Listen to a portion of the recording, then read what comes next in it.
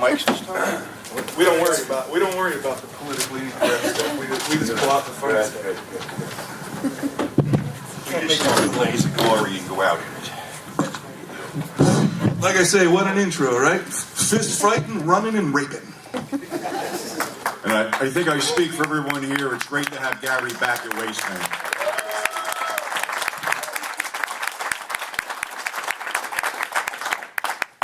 Well, let me ask you the first question. How's your health? Good. Good. Everything's going good now? Everything's going well. Thank you, Pete. And you're also, as we speak, the East Coast Horror Group guys are back there shooting this. This is going to be actually going to be used as an extra on a documentary called Love and Other Stunts, I believe. Love and Other Stunts, right. There's Joe O'Connell, I believe. Joe O'Connell's doing a documentary on me. Why? Who the hell knows? I have no idea, but he's doing it anyway. Well, you're an icon, that's why. I mean, you know, we've had you on my show. You're like a regular guest, and, you know, every time you're on my show, we pop. I think the last time was we had over 6,000 listeners on a Saturday night, which is incredible for an internet radio show, but just shows the draw that Gary has, you know, for all of us Grindhouse fans. And how many people here haven't read the book? Gary's book? Yeah. Have not? Have not. Well, I picked it up. Sadly, he sold out of it. He sold out of it, so you guys that didn't read it, you have to leave the room now because it's not for you. all I can say is, if there's one book you have to read about film, it's Gary's book. If any of you want it, actually it sold out last night. I had no idea it goes so fast, but if you want it, I have a card at my desk out in the lobby, in the room. And on it, it has my website. You can just email me there, and I'll make sure you get a copy, signed copy right away. But thank you, Pete. Yeah, it's well received. It's getting good attention. I was flattered because you asked. I don't have the book. I have the manuscript. I know. Sent to me, and then and asked me to write. So when you open the book, there's a nice quote by me in it. So by Mr. Cash. Yeah, thank you. I was flattered that you asked me, and then of course, what did you tell me? I'm waiting. What are you waiting for? Quentin Tarantino said he wanted to put a little blurb too. Yeah, Quentin was going to do it. Did he do it? No, he never did. Quentin never did. See, that's why I want to kick his ass. If people listen to my radio show, you know I challenged him to a bar fight. You know, loser leaves the genre, and I said we have to do a darker than amber, William Smith, Rod Taylor, kick-ass bar fight. And so far, the challenge has not been accepted for some reason. We don't do no fighting at Wasteland. So. When's that going to be a Wasteland? It's going to be in my backyard. Yeah. I always like to refer to Gary as one of those guys who's like the unsung hero of independent film. He did whatever they needed to be. Hey, you didn't even get credited in the beginning of Hell's Bloody Devils, or not Hell's Bloody, Angels Wild Women is the odd rape scene.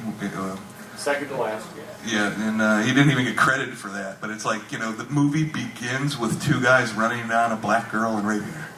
Okay, who starts a movie that way anymore? He was there for whatever they needed. Stunt work. He was a competent actor. Bit roles, any roles you can get. You were there, weren't you? I was really fortunate when I got to L.A.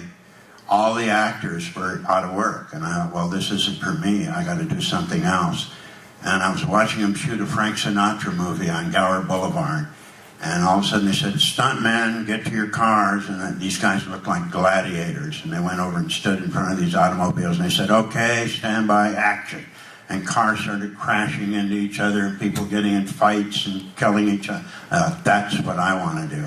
So shortly after that, I was having coffee at an old famous Hollywood pharmacy called Schwab's Pharmacy. And the guy said, a friend of mine said, there's a young actor named Jack Nicholson. And he's doing 2 westerns up in Utah, and they're looking for a stuntman. I said, I'm a stuntman. So they sent me over to the interview with Jack, and that was back when my hair was black and Jack had hair. And he interviewed me, and we just lied to each other. He didn't know what he was doing, I didn't know what I was doing, but he hired me, and that started my career in stunt work. So for years and years and years, I did stunt work. I was rapist number 1, or dog number 1, or killer number 2. Well, when you look at some of the credits on the reel we run, it's Bob on the beach, rapist 1, hitman 2. But they just needed the little role. Now, of course, the first two films you were involved in, of course, were the Monty Hellman films, Ride the Whirlwind. And Right. Those were the Nicholson films. Yeah. And that sort of segues into what we were planning to do, because Gary has worked with a lot of, guys that, we look up to. They're grindhouse icons, they're great actors, they're great directors, but unfortunately a lot of them are no longer with us. And one of the guys who was a huge influence on you had said, was Cameron Mitchell. Cameron Mitchell, yeah, I don't know how many of you remember Cameron, but what a great guy Cameron Mitchell was. And he came up, he was on a picture we did called Ride the Whirlwind. He and Jack Nicholson were the two leads. And I doubled Cameron. I doubled Jack and Cameron did their stunts on the show. And Cameron became a good friend of mine. And Daniel Boone, I didn't know anything about stunts, so I was just faking it. I was falling off horses onto the ground. I didn't know you're supposed to dig them up and lay sand down. I didn't know you're supposed to wear pads. I was just going for it. And Cameron Mitchell was staying at the big hotel with the Daniel Boone Company, came up. And they had some of the best stuntmen in the business on that crew. And they needed one more stuntman they didn't want to send back to Hollywood. So Cameron said, I've got a great stuntman. He just falls on the ground. He doesn't use pads or anything. He said, send the kid over. Send him to us. So I went over, and after they made fun of me and humiliated me, they started teaching me the ropes. And that's how I really got started in stunt work. And Cameron was the one that got me that job. Yeah, and an interesting sidebar on Cameron is that there was two spaghetti westerns released in the mid-'60s. One was, of course, we all know, Fistful of Dollars. The second one was Minnesota Clay, starring Cameron Mitchell. Both were released the same year at the same time, and both directed by somebody named Sergio. One was Leone, one was Corbucci. Now, of course, we all know that Fistful of Dollars shot through the roof, and Minnesota Clay went up on a late-night 1 o'clock TV for some reason, but it's still a great film, and Cameron puts in a great performance. And you don't have guys around like that anymore. And another guy that you were tight with, worked with, and hung out with was Warren Oates. Warren Oates, one of the best. Maybe, not too long ago, I gave a talk at St. Edward's University. They're graduate senior students at St. Edward's. And I was talking about Warren Oates, and no one knew who he was. Warren Oates, most of you probably know who he was. Most of you probably know who Warren Oates is. Well, Warren and I became friends up in Utah on those movies, and then there was a bar in Hollywood called the Rain Check Room, a little dive kind of bar, but all the actors hung out there. And I used to go and meet Warren for drinks. We'd meet there and drink. And I just have to tell you this one joke on Warren. Warren Oates was separated from his wife, Teddy, at the time. And I had another friend named John Jones, a boxer who later became a director. He directed The Forest, and he directed Schoolgirls in Chains. But he didn't know Warren, and he started dating Teddy Oates, Warren's wife. And I was sitting with Warren, and we were having drinks talking about the difficulties his son was having. And Don Jones came in and said, hey, Kent, introduce me. So I introduced him. I said, Warren, here's Don Jones. And he said, oh, you're the guy that's dating my wife. And Jonesy went, yeah. And he said, well, that makes you my fucking double, doesn't it? Wow. Great guy, Warren Oates. Great guy. Surprising he didn't get in a fight, though, actually. Right. Well, another guy you used, I don't know if you worked with him, but you said you hung out with him, was Lee Marvin. Lee Marvin. Yeah, I did not work with Lee, but I drank a lot with him. and what a guy. Lee, I was working as a bouncer at a club called the Fog Cutter in L.A. And Lee used to always come in. Here he'd come in with a party of people. There'd be 7 or 8 people, women and men, laughing and joking. And into the place they'd go with Lee. And about 20 minutes later, Lee would come out all by himself and say, I got to get out of here. Get me a cab. So I'd call a cab, and while we were waiting for the cab to come, he'd pull out a flask, and he'd have a drink, and then he'd start handing it to me, and then I'd have a drink, and then pretty soon we'd just get in the back of the cab and go down to the back of the parking lot and sit down there and drink and tell lies and good old stories. But he had a great sense of humor. And another thing about Lee Marvin, everyone said he was a badass and a tough guy, and he was. But he, at the same time, was one of the politest, gentlemanly guys I've ever known. Another guy, actually a legit tough guy, you hung out with, doubled, and worked with, was Scott Brady. Scott Brady, I love Scott Brady. First film I ever did was a picture called Battle Flame at Allied Artists. And Scott Brady was in it. He played a lieutenant in the Korean War, and I played a foot soldier along with Robert Blake was one of the other foot soldiers. But anyway, Scott Brady, the first thing, I idolized Scott Brady because when I was a kid, I used to go sit in the front row of the theater and watch Scott Brady, this tough guy, and I thought, man, what a great... When I got to Hollywood, everyone said he's one of the best bar fighters. You don't want to fight Scott Brady. So anyway, I'm sitting on the set and waiting to meet him, and I hear him walk in. You could hear his voice a mile away, and he went, "Gary Kent. That's the phoniest name I've ever heard of in my life. Who the hell is he?" Oh, that was my introduction to Scott Brady. And then I did 5 films with him, and we became good buddies. Oh, one other thing I want to say about Scott. Some of these guys, that, like Lee and Marvin and Scott Brady, and I hung with him, and they were tough guys, but they were also just sweet guys. We had a theater group, and we had a party, and we had a bunch of tiki torches lined up on the way into the party so you could see your way to the party. And we invited Scott to be one of our celebrity guests. Scott came and he got drunk, and he had all his Notre Dame buddies with him, and they all stole the tiki torches. So when the party was over, what happened to our torches? And they were gone. The next morning, 7 o'clock in the morning, at my door, and there was Scott. He was returning the tiki torches and said, "I apologize, we got a little heavy last night here." That was Scott. Love Scott Brady. For those of you who don't know, Scott Brady and Lawrence Tierney were brothers. And Eddie Bunker was telling a story on, I think, a Reservoir Dogs, that when he was in and out of jail, he drove by this thing and had to break up a fight. It was Scott Brady and Lawrence Tierney beating the shit out of each other in a parking lot behind a bar. Well, they were both notorious tough guys and drinkers. Oh, yeah. And Scott had actually been a pro boxer for a while before he went into acting. And he boxed in the service. Yeah, another guy who was legitimately tough that you hung out with was Neville Brandt. Neville Brand. Yeah, he was a World War hero. I have to tell my Neville Brand story. I think I told it last time I was here. You can tell it again. I'm going to tell it again. There was another tough guy, Bill Smith. I knew all these guys. Bill Smith, Chuck Bale, another tough guy. And I and Neville Brand were on the back lot at Universal, down around the old abandoned buildings. And Neville Brand, I don't know if you remember him or not, but he was a sweet guy, very funny, heavy drinker. And he had to pee, and it was during the daytime. And so Neville Brand said, "Excuse me a minute." Unzipped, and he turned around and started peeing, and all of a sudden here came a tour bus off the hill. "We're in luck. Here's Neville Brand. Hey, Neville, say hello to everybody." "Hi, how are you?" Mothers were grabbing their kids, fathers were hiding. He was a war hero, Neville Brand. I don't know. He disputed this. I don't know whether it's true or not. He was supposedly the second highly decorated serviceman out of World War II after Eddie Murphy, which he said wasn't true, but everybody says it is true. So I don't. It is true. He was a very humble guy too. Yeah. He didn't want that credit, but and he was always saying, "Gary, remember when you and I were at the Battle of the Bulge?" So I was like 3 years old, you know. And Sorry, Neville. And we just saw the first clip that was on this reel was The Thrill Killers, directed by Ray Dennis Steckler, who you did a lot of work for, who is quite a character and actually quite a filmmaker. When you look at The Thrill Killers and see how it holds up, it's almost like a film noir today. Yeah, Ray Steckler.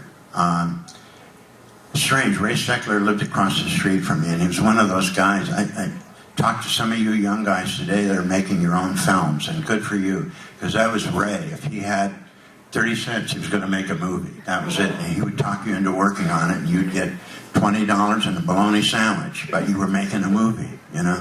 And he put all his friends in it, his family, his kids, his wife, and we never thought anyone would ever see them. But they did get distributed. They were actually popular in the drive-ins too.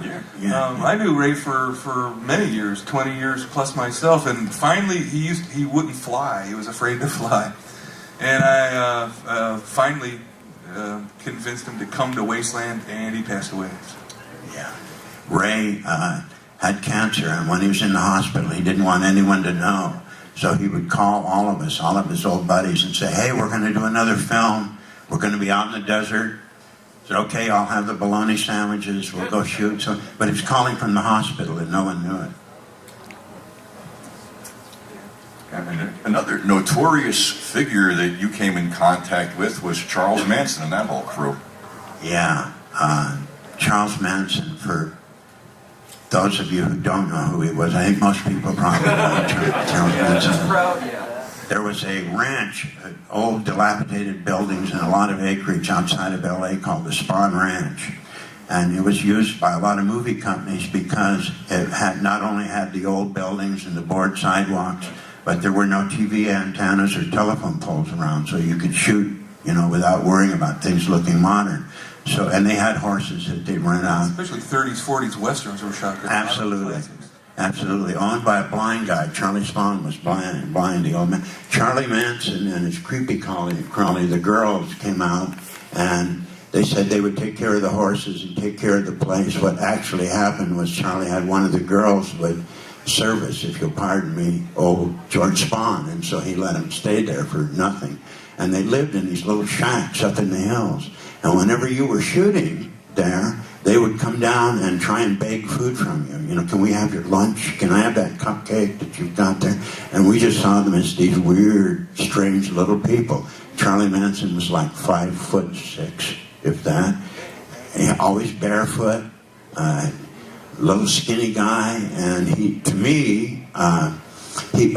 Bud Cardo's, a buddy of mine, was a production manager on a film we were shooting, and we were using his dune buggy as a camera car.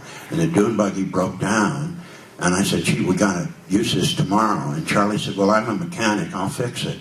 So I said, okay, and I looked at him, he's just this little guy. Charlie Manson would never, you didn't see those big hypnotic eyes. He would always look at you like he was a shoplifter, he'd look like this. And he said, I'll fix it, but I need some money. So Bud Cardos gave him $70. We came back the next day and it hadn't been touched. So I said, give me Charlie Manson. And Charlie came up and I said, Charlie, you better fix that right away or Bud's going to cut you a new asshole real quick. And he did. He got under the hood and fixed it right away. Tex Watson was always wandering around dressed in black, shooting off his guns. And one day we were shooting a film and he came and he was bothering all the girls on the set. So Al Adamson was directing. And Al said, Bud, get that guy off the set, whoever, he's a nut. So Bud threw him off the set and just picked him up and literally took him to the edge of the set and threw him off in the bushes. About 2 minutes later, we heard all this gunfire going off over the hill, and it was Tex Watson. He was raging, but he didn't do it to Bud. He did it to a bunch of rabbits or something on the other side of the hill. What film was that? Do you recall the film? Yeah, we did, Girls from Thunder Strip. What was Bud's famous comment when he found out those guns were loaded? Oh, yeah, why didn't somebody tell me those goddamn guns were loaded? True. Okay, well, you just brought up Al Adamson. You've done a ton of stuff for Al Adamson. Al Adamson was like Roger Corman. He and Roger Corman gave more work to guys just getting started like myself, or guys coming down like John Carradine and some of the Vincent Price, people that needed work. And in the Screen Actors Guild, you had to make so much money a year, you didn't get your health benefits. So for a lot of the older guys, they stopped getting films. They'd get a film every 2 years or something. So Al, they could always call Al, and Al would make sure they made enough money. He'd put them in his films, and they'd make enough money to get their health benefits. Yeah, Kent Taylor and a lot of the old Kent Taylor, sure, a lot of the great guys. Al Adamson was murdered. He did all these very strange movies. Bikers and killers and rapists and strange things. But he was a very straight guy himself. Yeah, the funny thing about Al Adamson's films, well, Al, I was fortunate enough to meet Al a couple times myself. He was a tall guy, about 6'6", maybe. Big hands on him. Nicest guy in the world, like a giant teddy bear. But a lot of times his films started out as one thing, turned into another. He never finished one. It got turned into another film. He didn't waste footage. No, Al didn't. Didn't waste footage. And I know he called a lot of you guys going, I have 2 films that are unfinished I need to put together, and now I need you for a scene that will connect these. Right, and half the time there wouldn't be a script. He would just say, okay, I need you to come in here and do something. Everybody chuckled. We had the scene from Dracula versus Frankenstein where you're like, I blew $1 in gas to get down here. Yeah, it was all ad-lib. Poor unlucky Bob. How was it working with Lon Chaney? Because I'm pretty sure that was his last film. A lot of people bum on Lon for being alcoholic, but he really was in ill health. And I will say this, that he was in very bad health. He was the nicest guy in the world, and no matter what the budget, or no matter how goofy his part was, he always took it serious, and he was very professional. I had to have a special room set aside with a cot in it so he could go between scenes and lie down. But he was always on time, and he was always professional, and even if, like in that movie, he just grunts most of the time throughout the he movie. had a hard time talking, you know, Yeah, can't yeah. so he just running through his lines, yeah. But he took it very seriously. He also, if I remember right, he wanted to do the fight scene himself with Anthony Isley and thanked him for doing it. Yes, yeah. Yeah, he was a real pro, watching it, Junior. Yeah. Well, him and Broderick Crawford were good buddies, and they were notorious for getting, I used to call it when I was a kid, fool fighting, where you punch each other out without actually hurting each other. They were notorious for wrecking dressing rooms. They were good buddies. Yeah, yeah, But they yeah. these two big bears would just tear apart dressing rooms for no reason. Yeah, yeah. Actually, you worked with Broderick Crawford, too. I had to work with Broderick. We always had to stage Broderick Crawford leaning against something, because if not, he would fall over. He was usually, 8 sheets to the wind. We had Jack Hill one time. He told a funny story about Lon Chaney, because when he did Spider Baby, he said, we kept wondering why, he just kept eating oranges and eating oranges and eating oranges. We were like, do you want a real meal? No, I'm fine. Well, what he didn't know is every morning he'd get a bushel of oranges, and then he'd slice them open and fill them full of vodka. Right. And then just all day long he'd eat oranges, so no one knew he was always drinking. There was a great actor, a really nice guy named Adam Rourke, did a lot of the biker movies. He passed away, too. Yeah, he passed away too soon.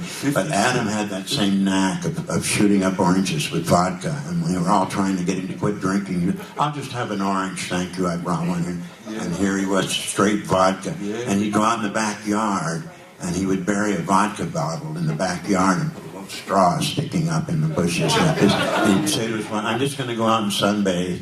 I'll see you a little later. And he would go out and lie there and suck on that straw. He was a great actor, but he didn't hit 60. No, he didn't make it. Actually, another, I believe you doubled Bruce Dern at one point. I did double Bruce Dern, You yeah. had a transplant. Yeah, Yeah. and Psych Out. I doubled him in Psych Out. Bruce Dern was an incredible runner. He almost made the Olympics, but he would run from LA to Santa Barbara and back again in one day. That's a long ways. And sprint a lot of that distance. They were always casting me where I had to chase Bruce Dern. And you go, okay, ready, go. And Bruce would be gone, and I hadn't even started yet. It was that kind of a relationship.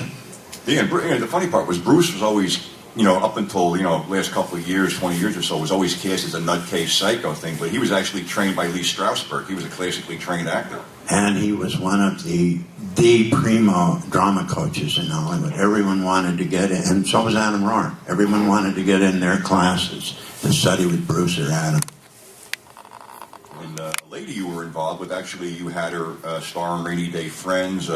She was also starring in another movie we're trying to get here, Welcome to Hard Times, which is just loaded with a cast of character actors, was Janice Rule. Janice Rule, one of my favorite people. Yeah, Janice was in ill health when we cast her in this film I directed called Rainy Day Friends, and I wanted her to feel healthy and look healthy, so I kept saying, act like a man, sit like a man, sit with your legs apart, and put your elbows up on your knees and just have that attitude. And she did it and just gave her, because otherwise she was very frail at that time because she was so sick. But she'd been a raving beauty in her day, Janice Rule, nice lady. And all the guys wanted to volunteer to drive Janice home because she would invite them up to her apartment and show them her porno collection. Gee, I wonder if she was one of my old customers. Maybe so. She lived in New York. I got written down, you worked with James Arness at one point? Did something with James Arness? I was an electrician on a couple of shows that James Arness did. I didn't know him well, except James Arness and Gregory Peck and some of those guys always showed up by themselves, greeted everybody in the morning. At the end of the day, thanked you, even the guys that made the coffee and the donut, the craft service people. It wasn't like today where they show up with an entourage of bodyguards and paparazzi after. They'd always drive themselves to the studio, and they were like really professional, polite people, and I miss that. Some of the old guys like John Carradine, too. I mean, He was a character, but he was always professional. Another guy you came into contact with and hung out with was Jack Elam. Yeah, Jack Elam. You remember Jack Elam? I mean, Sure, there's another old World War II. Regular on Gunsmoke, too.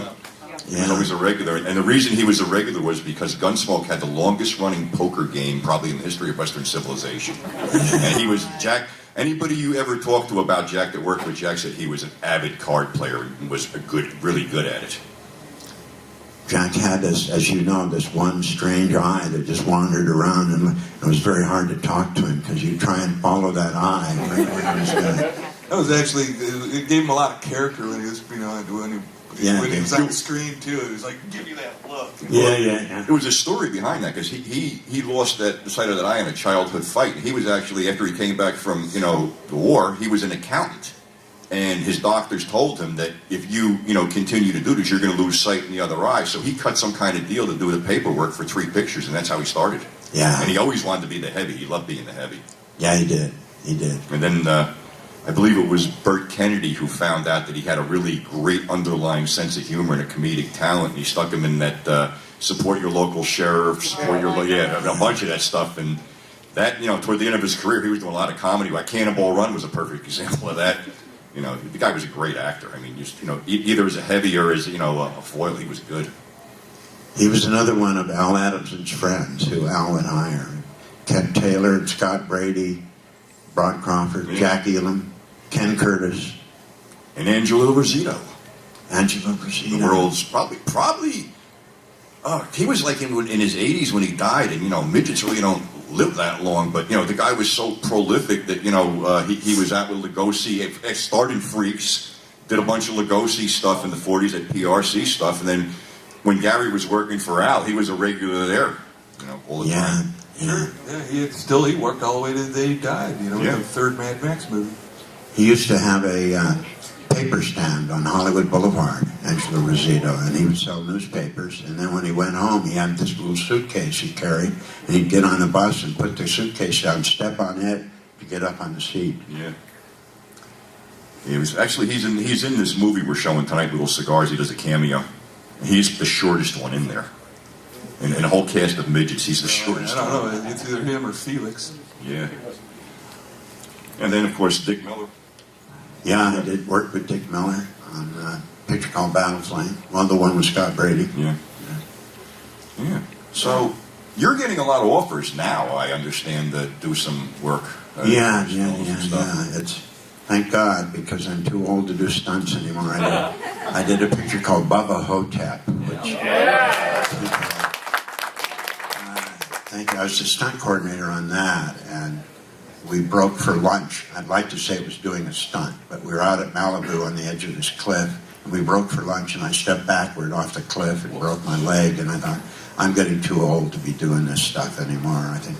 That was right before you did your first Wasteland, because you came in limping. Yeah, I was on crutches then, but luckily since then I've been getting a lot of work. I'm doing a film called Frame Switch down in Austin now, a really good film directed by Drew Thomas. And then I have a couple more back-to-back after that. So I'm back on the boards, guys. Watch out. Now, if you look back on all the things you did, you did so many jobs. Personally, what would you consider your favorite job on a film? Was it actor? Was it stunts? Was it coordinating? Man, all of the above. But I have to say, Goldie Hawn once said that the way she judged a movie was the experience she had working on it. And I'm kind of the same way. There were certain movies that you'd work on that were just a pleasure, the entire movie, the things you got to do. Psych Out was one of them. Richard Rush was one of my favorite directors. He directed The Stuntman, Freebie and the Bean, Hell's Angels on Wheels, Psych Out. But I did a picture called Psych Out with Jack Nicholson, Bruce Dern, Susan Strasberg. And I got to act with Jack. I got to double him. I was the lead heavy. I got to do the special effects and coordinate the stunts all in one movie. So I was just happy as a pig. Jack, so no real job was better than the other, but you were better when you were busy. Right. Just being busy and helping get a movie made. I just fell in love with movies. That whole And the minute I got behind the camera and saw, because you go to a movie, and you all know this, you see the movie, but you don't see the 40 or 50 other people that help get it made that are behind the camera, the set dressers, the prop people, the electricians, and the work they do is just as exciting to me as being in front of the camera. When you watch you watch a film you were on, and the entire cast goes blazing by within 2 minutes. You watch a Hollywood production, it takes 17 minutes just for the behind-the-scenes casting. Absolutely, yeah. So another film you worked on, you had the privilege of working with Boris Karloff and losing your driver's license at the same time for that stunt. Yeah. You didn't hear this is a good story. Tell that story. In fact, a fellow came by and talked to me today about that movie. It was a picture called Targets. Peter Bogdanovich directed. It was his first feature film, wasn't it? Second. It was his second film. He'd done a picture for Roger Corman before then called Girls from Outer Space or something. A terrible movie. But he directed that. That's where I met him. And then I was hired on Targets to do the special effects. I did all the shooting on the film for the killer. And that was my thing. I was always the bad guy. And but on that film, Boris Karloff worked the film, and I just idolized Boris Karloff since I was a kid. He was the nicest guy, and we'd eat lunch every day, and he would tell me about he raised Bedlington Terriers and championship roses, and he was so proud of his dogs and his roses. So that was Boris Karloff. But at the same time, I had to do stunts on the movie, and we did, when the sniper is shooting at the cars on the freeway, at that time you could not shoot on the freeway. You still can't, because it's dangerous. You have to use a freeway that's shut off and no one's on it. But we were just sneaking shots, whatever we could do. And the scene was, I had to come driving down. First of all, I was the guy up on the tower doing the shooting, then I'd go down and get in the car and be the guy getting shot. And so, driving along, I'm with Don Jones, and I had Don Jones dressed as a woman. And we're going along the freeway, and the gag was we're to get shot, and I'm to pull over to the side of the freeway, and Jonesy, dressed as a woman, is to get out of the car and go running a few feet and fall down. So we did that, and can you imagine being a regular driver on the freeway, and you see this car go over to the side of the road, a woman get out, run a few feet, take a hit, and fall down. Everybody called the police, and in 2 minutes there were cop cars everywhere, and we said, oh, we're doing a movie, and we looked around, and the whole movie crew had disappeared. They took our licenses away for 6 months for that. That's funny. So that movie, like you said, you did the shooting, you did the driving, you were the victim guy who got shot and killed. Right. It's like how many times they can utilize you in one scene is beyond, it's sometimes funny sometimes. That's what I liked, because I just wanted to work. I didn't want to be one of those guys standing in line forever. And I was lucky enough I could do a few things, and I just got hired again and again and again to do all kinds of stuff. And I loved it. And you, like I said, we've said this on the radio show before. I put you over, and Ted Michaels and Stecker, all these guys over, because basically Hollywood was choking on itself by the time these guys came around, and they just kicked open the door, tried new stuff, did all kinds of crazy stuff. Of course, Ted Michaels, we all know, all his stuff he's done. He would sit there and wait for an accident to happen and shoot it to use the footage in his next film. All kinds of stuff. But if it wasn't for guys like Gary and them, we wouldn't have had, the experiences we did have. And these guys, all their stuff they did was stolen by Hollywood, the majors. Well, that's pretty much what we always come up here. We come up plenty of times where Hollywood's originality was just stolen from independent cinema, and then when Hollywood shut down all the drive-ins and the independent theaters, so went their ideas. And that's why you're stuck with an endless series of the shitty sequels and shitty remakes of already shitty films.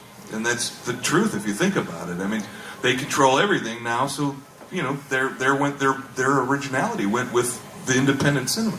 What was so wonderful, and Ken knows this as well as anyone, that period, which really lasted the 60s and 70s and kind of into the 80s, before television, Mom and Dad went to the drive-in because they could take the kids, and the drive-ins were a big thing. And then television came in, so Mom and Dad stayed home with the kids, and the drive-ins didn't have any product, and the major studios thought they were above drive-ins. They didn't go. So it left the door wide open for guys like us to come along and do it. And we just decided, to hell with the rules. We'll just do stuff our way. And I heard George Clooney say he got a Screen Actors Guild Award a couple years ago, and he got up and said just the same thing you said, that those guys, the independent and the grindhouse cinema, was what really changed film creatively for the better. It's just easy to see if you look at my film collection. Yeah. There's proofs on the shelves, you know. Yeah, it's like I always said, like the pivotal years. I thought were like when '63 when Blood Feast hit, and that kicked open the door to a lot of other things. And it just like when you hit up into the point Night of the Living Dead, the Wild Bunch in '69, and it just went fucking bonkers from then. And anything went, and just people didn't know what to do because there was so many outlets, the grindhouses and the drive-ins. There was just so much, you could throw so much product through them, be it good, bad, or indifferent. And you really, like Ken and I, we're from. We got 10 years apart. He did the drive-ins out here. I did the grindhouses in Manhattan, stuff like that. But we basically saw the same films in just different environments. And of course, we always saw Gary. Not that back then I knew who he was because I didn't, because I drank a lot and shit. But now, first time I came up here, my first panel was Gary and Ted Michaels. And we've been in touch ever since. He pops up on my show. People just love it. And you don't walk away from an hour conversation with Gary without learning something. And that's what I don't understand about a lot of the conventions is, people just go there for autographs. They don't want to fucking learn anything. No, I get it. We get that here. Sometimes people will say, well, I really don't like your guests. I'm like, but the question I have for you is, do you know the guests? No. Well, then why don't you show up and learn something? What do you mean you don't like them? You want the same generic glob of crap I got to see a dozen other shows of you? Or do you like to be educated? I'm not getting any younger. I grew up loving these films, and it's like, man, learn something, will you? Go outside the box of what's playing in your multiplex right now. One of the great things about it was because the independents, you never had a lot of money. They were usually limited budgets. So you really had to figure things out, how to do things without having a lot of money. Ingenuity, and it just led to all kinds of new inventions and creativity and ways of doing things that were just a gas to be able to do.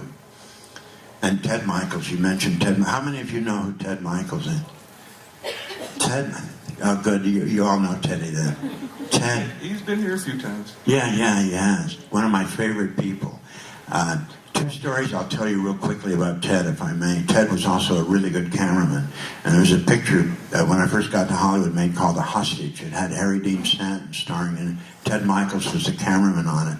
They went down to South Dakota to shoot. It was freezing. They were shooting early in the morning. They just had enough money for one stunt, the big money stunt, which was this big truck that was going to come from in the distance, and then it was going to get close to camera and turn over. It was costing like $20,000 or something to get this thing done, and this was the day before walkie-talkies.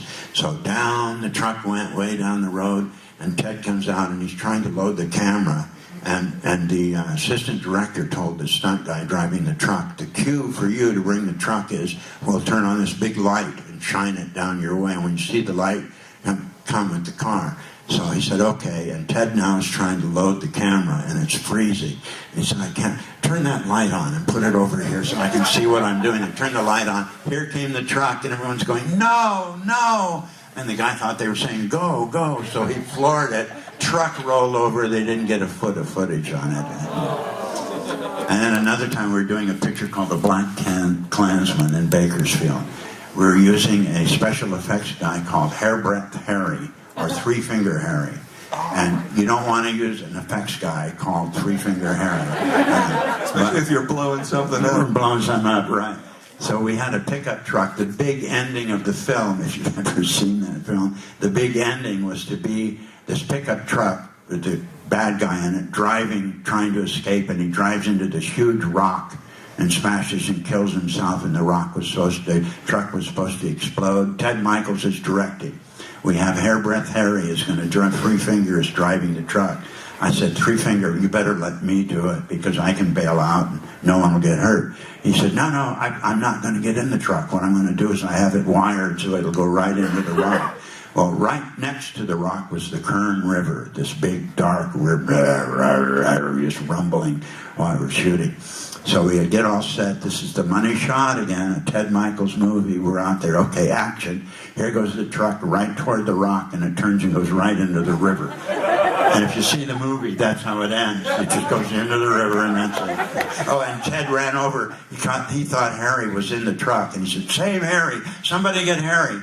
And Harry was standing right next to him. So Harry started yelling, "Get Harry! Save Harry!" And I always thought one of Ted's strengths was lighting. He was he'd light a great scene. He was in a lot of hurry sometimes, so some of his shots would look rushed, but he always lit them real nice. And he was actually a producer on one of my favorite films was Children Shouldn't Play with Dead Things. He was a producer on it, uncredited, and Jen and I distributed it, and all the graveyard scenes on the island and everything, Ted went and went, "My God, man, I can't see anything." So all that was him. He relit all that stuff and made him reshoot it because he was a producer. He was like, "I'm not distributing this unless you can see the graveyard scenes." And if you remember that movie, that whole island sequence is just wonderful because he lit it right, you know? Yeah, he was good then. Yeah, here's a guy that's like 86 years old. His back is shot. I talked to him, on and off. He can't travel anymore. He can't travel anymore, but he's still as exuberant about making movies as he was when he was 20 years old. He just loves the business, and he's got like 9 projects going whenever you talk to him. No money, but 9 projects going. He's even got people shooting Corpse Grinders 3 in Spain now. Do you believe that? Yeah. I mean, I had a pop because the Astro Zombies 4, he had people shooting, footage of like famous places all over the world just so he could CG blow them up in his living room. Yeah. He once told me that, now he's not getting around and his back hurts, but he had once told me, he says, "Well, when I can't get around, I just sit in the backyard and shoot bugs. I'll figure out something to do with them." And we want to take some questions from some of you guys. You got Greg. Don't say Django. Now, I think your shirt says that enough. So. My question, Gary, we've talked a little bit this weekend, chatted over Facebook, but I'm curious, one thing I was curious about, you've done so many stunts and really crazy stuff. Is there anything you've ever really turned down that you saw as being, can't do it, either from the stunt man or from a stunt coordinator standpoint? The only thing I ever changed was a picture called The Forest that a guy named Don Jones, a buddy of mine, directed. And I never turned down a stunt myself. It's called Family. You must eat, kids. Right. But directors frequently do not have any idea what the stunt is going to, what the dangers involved. They just want you to roll the car 80 times or fall 180 feet. Whatever. And so that's after years and years ago, there was a series, had an actor in it called Eric Fleming, and they went to South America and they were shooting a movie out in the river, and Eric Fleming drowned on that. The other guys in the boat with him drowned, it capsized, and they didn't have any stunt coordinators or anyone around, and that fostered what's called the stunt coordinator, the guy in charge, which I did a lot of. You're in charge of the safety of the stunt guys, and it's up to you to say whether we can do this or not, or how something's going to be done. And the only time I bumped was with Don Jones on The Forest, when Tommy Barrett, who was playing the lead woman in it, is to go down this river, and it was full of rapids and full of these big rocks.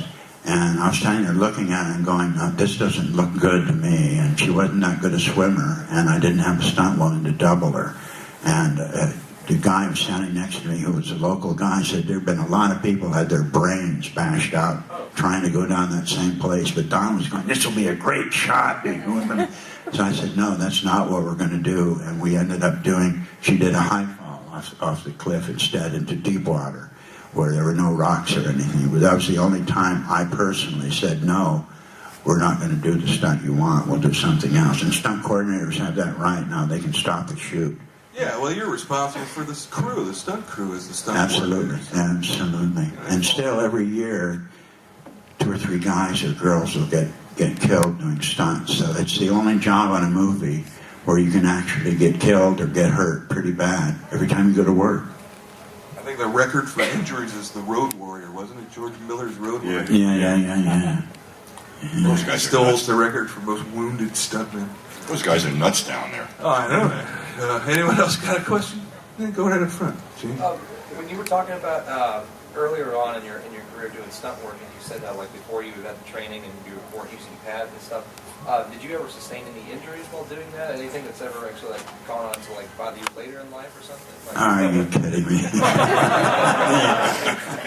Just about everything. It's a one-word answer, arthritis. Yeah. See, I've broken my leg twice. I've broken my shoulder once.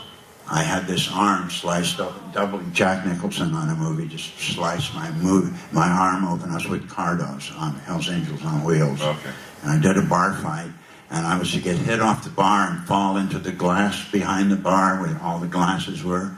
And they had real glass there. I'd asked them to put candy glass up, but they didn't put real glass. So when I fell, the glass fell down to the pad in front of me, and I went like this with my arms, and it pulled the padding up from my arms, so my arms went down on those glass shards sticking up.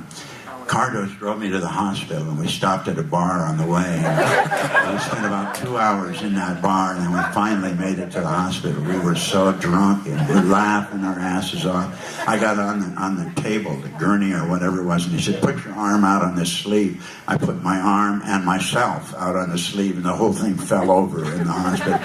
I remember it as a very happy time. It's hardly an injury to note. Yeah. Did you talk about the bar fight at the beginning of the film when Jack Nicholson first gets to you? Yeah. That big bar fight. Anyone else? Yeah, go right there. Out of all the stunts that you've done, if you could pick one that you would consider the most difficult, just from, like the aspect of how am I going to actually do this, what would you pick? One of the ones I'm the proudest of is two. One I directed, which was the opening of Rainy Day Friends, a movie I did called Rainy Day Friends, which won the best special stunt in a motion picture at the International Stuntman Awards. And it was the drag where we dragged Isan Morales out on the freeway and dragging him by a trunk. I was really proud of that because it won the award. Then secondly, the time I got hurt the most actually was just a goofy little thing where I was playing tennis. It was for a commercial. And afterwards I had to run and jump over the net, and I was to get my feet caught in the net and fall on the concrete. But we're in tennis shorts, and I couldn't wear pads or anything. And they did 17 takes, and I just kept going plop, plop, plop on the concrete.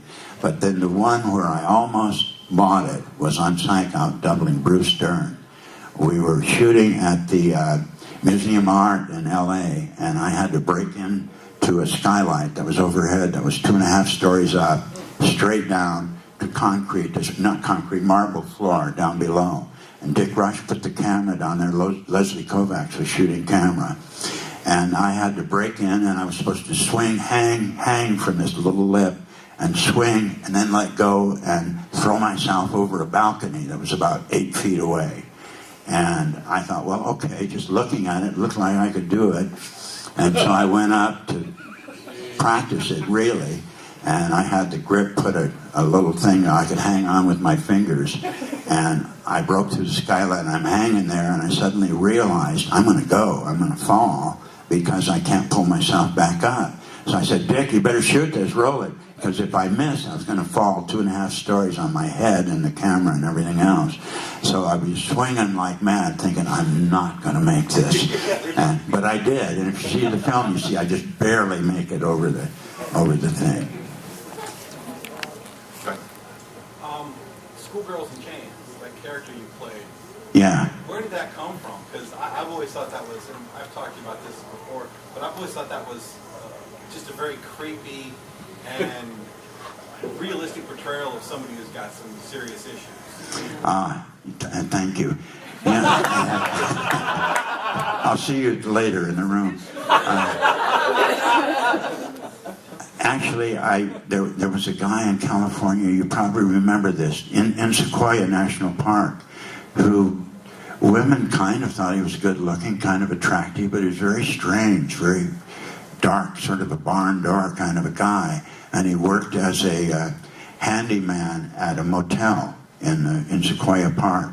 And he was the one that killed when they had those series of women being murdered in the park. He was the one doing it. But no one thought it was him, because they thought he was just kind of a nice but strange, quiet guy. And I would watch him in the in the newsreels of him and say, that there's just something really wrong with that guy. And I sort of fashioned a character after him. Schoolgirls is a very creepy film.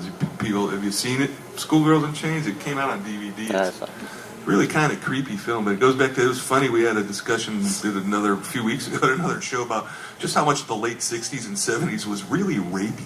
Yes. It was like, It was like, man, and then no one was ever mad about it either. They were like, hey, I just got raped. You're not upset? No, I'm fine. They didn't kill me. Then came the New Age. Weird. Politically Anybody else correct. got a question? Yeah, go ahead. You saw that clip with that Tyrannosaurus Rex creature thing. That looked, A, I wonder the name of that movie, it looked great. And B, it was so totally different from everything else in there. I don't know if any stories about that particular. That was 1 Million AC/DC, directed by my pal. He's been here before, David Hewitt. And any stories about that one? That one was like, it was kind of like a bad sex comedy. But It was written by a fellow notoriously known as Hollywood's worst director, Ed Wood. I don't know how many of you know his Plan 9 from Outer Space, Glenn and Glenda, a few other movies. Well, he wrote that script, and he wrote it for Gary Graver, Gary Graver shot that movie. And, it was Gary Graver. And Gary had a little hand puppet, because there wasn't any budget, So he had this little hand puppet, which was the monster. He'd stick it up over a boulder and go around like that with it. But again, it was just fun. None of us thought it would ever get distributed, but because of Ed Wood notoriety, it did get distributed, and then it became kind of a cult classic of bad cinema. well, it was like Mighty Gorga too. Right, the Mighty Gorga was that was Dave Hewitt. That was Dave Hewitt there too. I'm sorry, my mistake, my bad.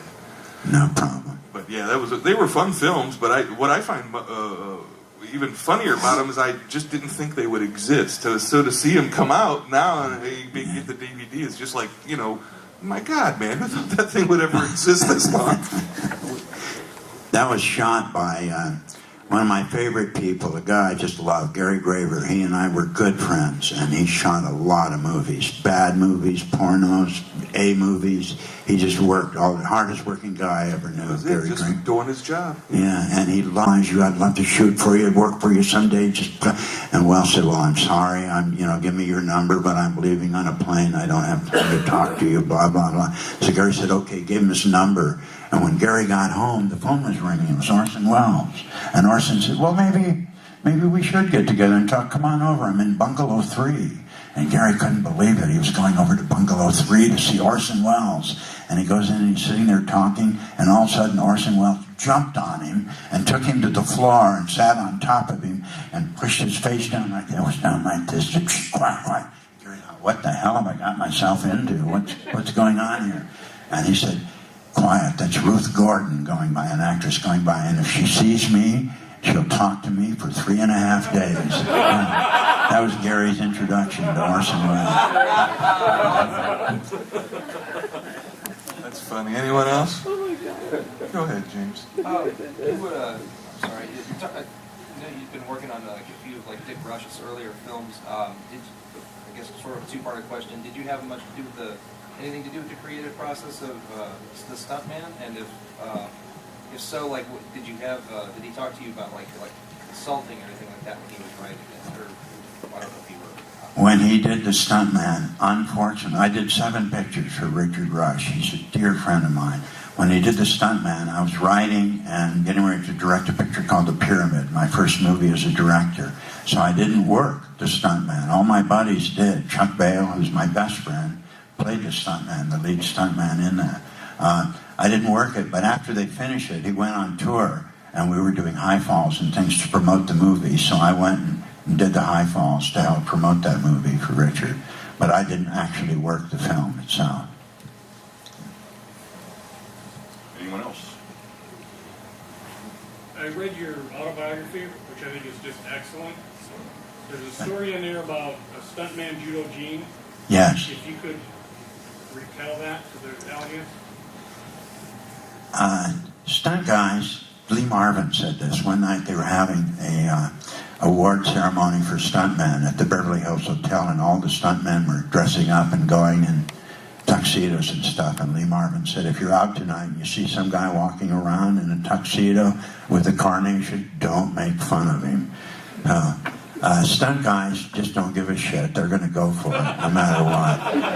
And Gene LaBelle, Judo Gene LaBelle, is probably, I know two guys personally, there are more than that, but two guys who really can take on 5 guys at once. And you know, all you guys, that doesn't happen. You see in movies, all these guys can beat up all these other guys. That's in real life, it doesn't happen that way. You get piled on right away and it's over really quickly. But I knew a couple of guys that really could, that were just that tough. One of them was Chuck Bale, and the other was Judo Gene LaBelle, the toughest man in the world. And he's still alive, and every once in a while, he's now got to be 80, close to 80. Every once in a while, he'll still coordinate stunts on a show. But Judo Gene will tell you, I'm not the toughest guy in the world, but I am the handsomest.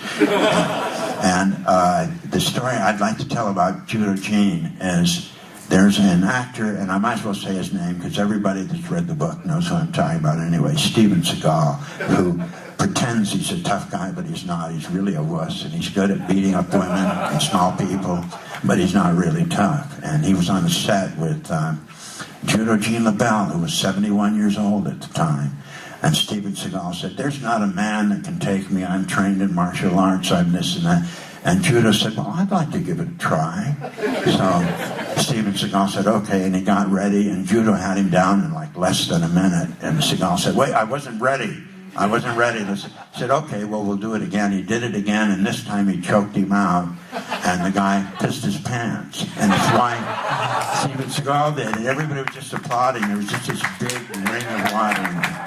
So that was Judo Gene. Thank you for mentioning him. A nice guy, sweetest guy in the world.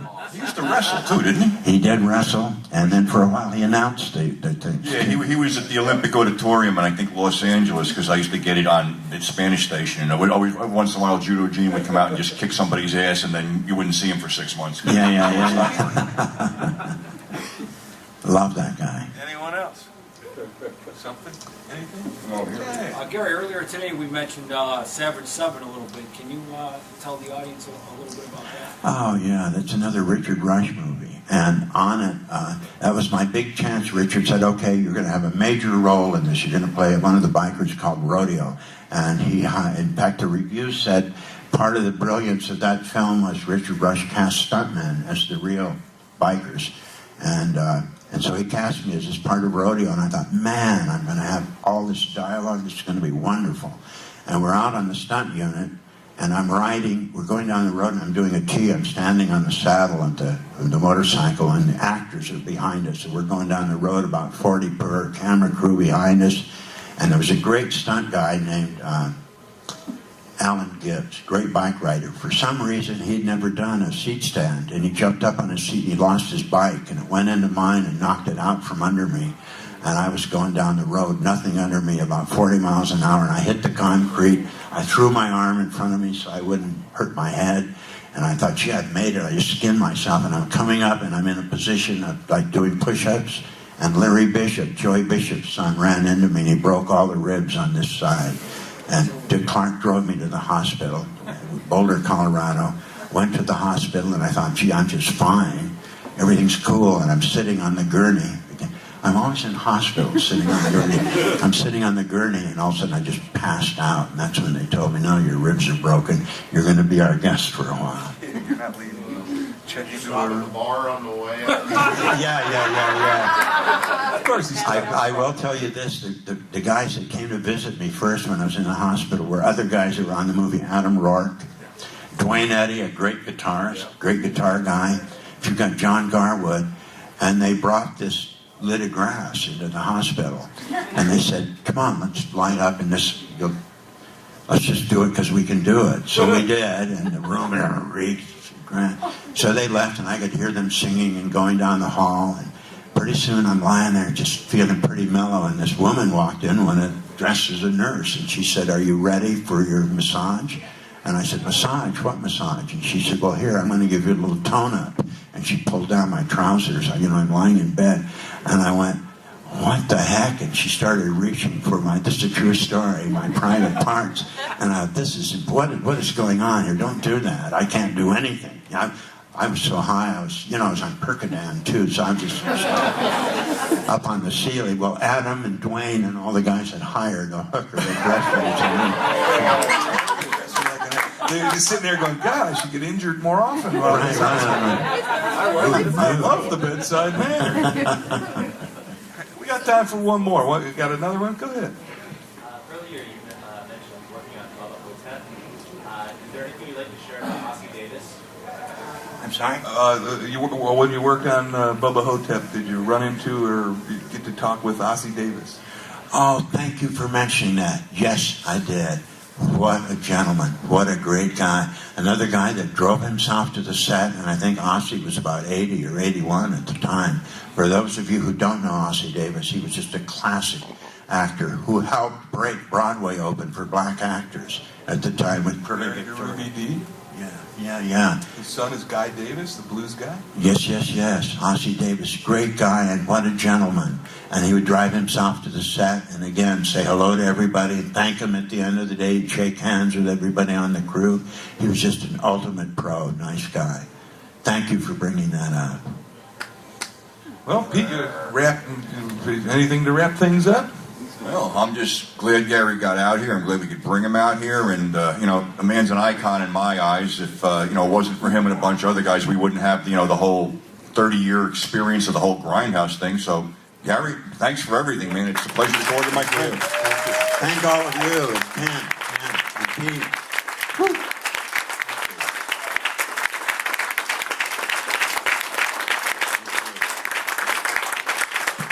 Comes to Wasteland, these are the kind of guys I like to introduce you kind of fans to. And Read the damn so book. it's all, and if you get the chance, read the book. The book is excellent. There's so many bad books being written now and ghost written now, and Gary's was not ghost written.